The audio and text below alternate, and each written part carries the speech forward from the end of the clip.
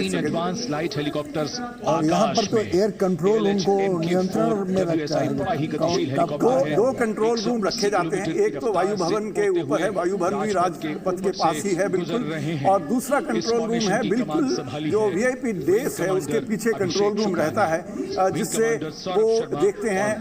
इसके अलावा large number of people are all over to make sure कि कोई बर्ड्स वगैरह ना आए, क्योंकि ये जहाज़ों ने 60 से 300 मीटर की ऊंचाई पे उड़ना है।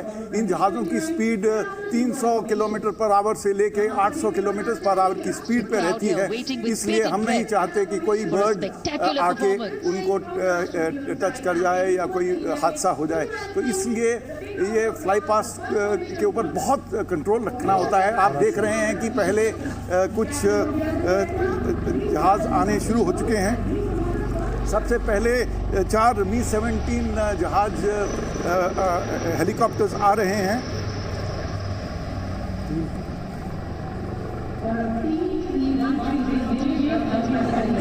ALH Mk4WSI हेलीकॉप्टर, ये 3 ALH इंडिजिनस जहाज हैं जो आ रहे हैं, और इसमें 2 वेपन सिस्टम वाले हैं और एक नॉर्मल यूटिलिटी वाला हेलीकॉप्टर है।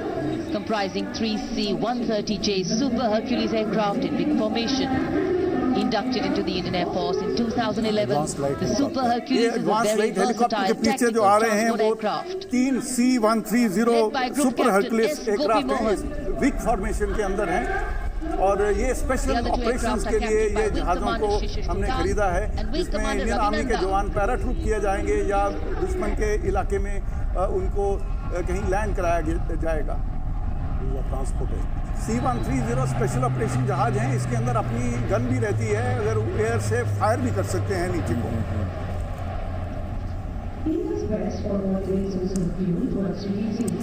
C-130 के पीछे आएंगे 3 AN-32 जहाज, और इसमें खासियत है कि पहली बार जो लीड AN-32 जहाज है उसके अंदर मिक्स्ड बायोफ्यूल होगा। 10% फ्यूल जो होगा उस के अंदर वो बायोफ्यूल होगा। ये पहली बार हो रहा है। अभी पीछे ही स्पाइस जेट का एक जहाज देहरादून से दिल्ली आया था जिसमें 50% बायोफ्यूल था। तो बायोफ्यूल इसलिए इंट्रोड्यूस किया जा रहा है क्योंकि उसमें कार्बन एमिशंस कम होती हैं। सारी दुनिया कोशिश कर रही है कि बायोफ्यूल को किसी न किसी तरह इंट्रोड्यूस किया जाए, क्योंकि जो एविएशन है सारी दुनिया में तकरीबन 2-2.5% वर्ल्ड की जो कार्बन एमिशंस हैं वो एविएशन करके होती हैं। तो ये फ्रंट जहाज है जो लीड जहाज है उसमें मिक्स्ड है बायोफ्यूल अपने नॉर्मल एविएशन फ्यूल के साथ। Picture perfect frames brought to you by our expert camera people. इसके पीछे आएगी नेत्रा फॉर्मेशन। नेत्रा एक जहाज है जो इंडिया ने बनाया है, DRDO ने बनाया है, जिसके ऊपर एक रेडार लगा है जो एक मिनी एवैक्स जिनके AEW&C जहाज उसको कहा जाता है, वो नेक्स्ट फॉर्मेशन में आएगा और उसके पीछे उसको एस्कॉर्ट कर रहे होंगे 2 Su-30 MKI एयरक्राफ्ट। आप जानते हैं कि जब ये बॉर्डर के पास ये जहाज उड़ेगा तो उसको हमेशा फाइटर एस्कॉर्ट्स की ज़रूरत होगी। तो ये जो Su-30s हैं वो उसको एस्कॉर्ट कर रहे हैं। देखिए Su-30 एक ऐसा विमान है जो काफ़ी स्लो स्पीड पे उड़ सकता है, इसलिए वो अपनी स्पीड उसके साथ मैच कर रहा है। तकरीबन 300 किलोमीटर पर आवर की स्पीड पे अब ये उड़ रहे हैं, डाइस के पास पहुंचने वाले हैं। आज के दिन में सिर्फ 2 जहाज ये नेत्रा जहाज बनाए हैं और उम्मीद है कि आने वाले टाइम में DRDO और भी ऐसे जहाज बनाएगा।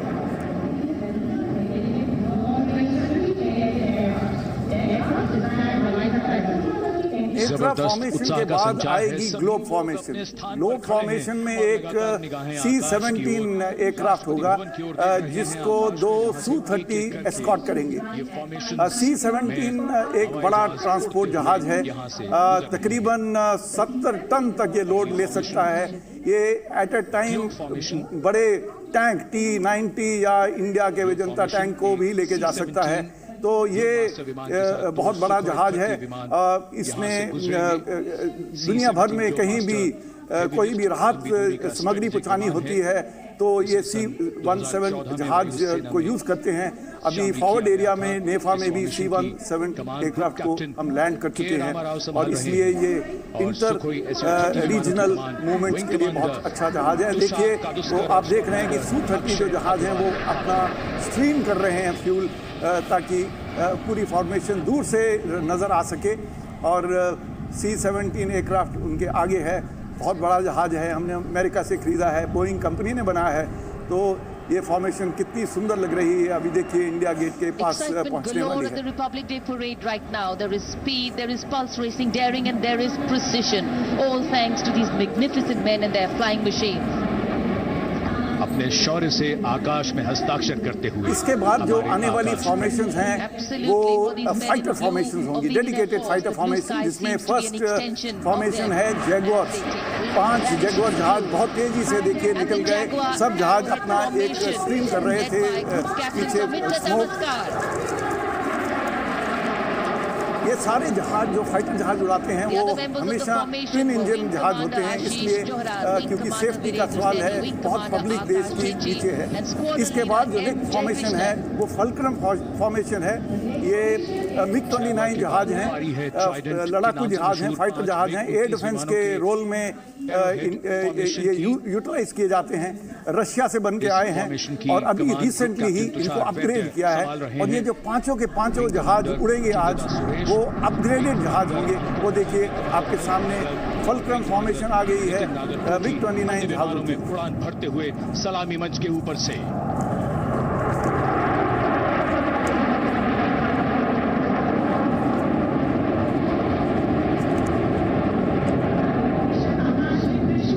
विमानों की गरज से आकाश और इसके बाद जो नेक्स्ट फॉर्मेशन आएगी उसका नाम है त्रिशूल फॉर्मेशन। जो त्रिशूल फॉर्मेशन है ये 3 Su-30 जहाज आएंगे और तीनों बहुत हाई स्पीड पे आएंगे और बिल्कुल VIP डेज के सामने आके वो तीनों स्प्लिट करेंगे वर्टिकली और जो सीन आप देख पाएंगे वो एक त्रिशूल का चिन्ह बनाएंगे स्काई के अंदर। तीनों जहाज आप देख रहे हो अभी वो इकट्ठे हैं, फॉर्मेशन में हैं और अभी थोड़ी देर में वो देश के ऊपर स्प्लिट करेंगे। और त्रिशूल आप जानते हैं एक वेपन है जो माइथोलॉजिकल है, हिस्टोरिकल है हमारे देश के लिए। त्रिशूल वेपन एक देखो तीनों जहाज स्प्लिट हो गए हैं और उन्होंने आकाश में त्रिशूल बनाया है। खास करके जो VIP स्टैंड पे देख रहे हैं उनको ये त्रिशूल बहुत ही अच्छी तरीके से नजर आएगा।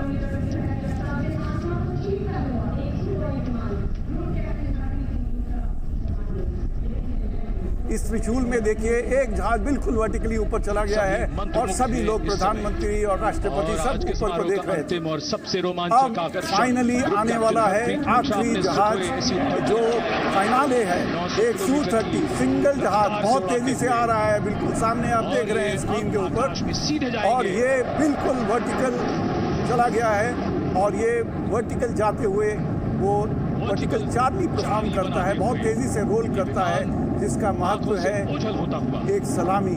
This is called flying salute जो त्रिशूल ने दिया और इस फाइनाले के साथ परेड का फॉर्मली अंत हो जाता है और ये जहाज हमारी आंखों से दूर चल के फिर अपनी बेस में लैंड करता है। Gravity does not exist for these men. इसे आंखों से देखना मुश्किल है और इस समय हम इसे कैमरे के माध्यम से देख रहे हैं।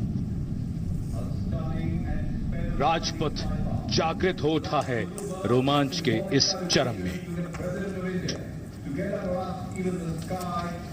हमारे आकाश प्रहरी हौसले की वो उड़ान भरते हैं कि आकाश भी झुककर सलाम करता है।